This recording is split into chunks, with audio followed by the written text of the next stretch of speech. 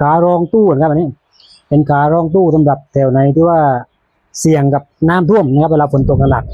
นะครับวันนี้ก็ลูกค้ามาสั่งทำขารองตู้แบบ4 ชุดแบบนี้เลยนะครับ4 ชุดแบบนี้เป็นซัพพอร์ตตู้แล้วก็ข้างล่างก็จะมีล้อด้วยนะครับเขาจะใส่ล้อด้วยนะครับอันนี้ก็สูง25 เซนเองสูงมาเยอะ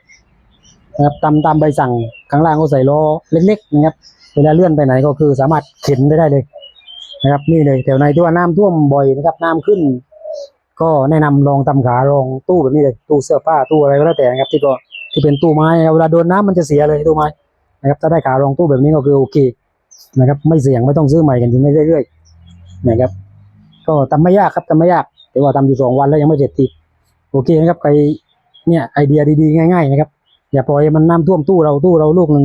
5,000 6,000นะครับน้ำท่วมทีเดียวมันจะเสียหมดเลยนะครับสู้ทำขานี่ชิ้นหนึ่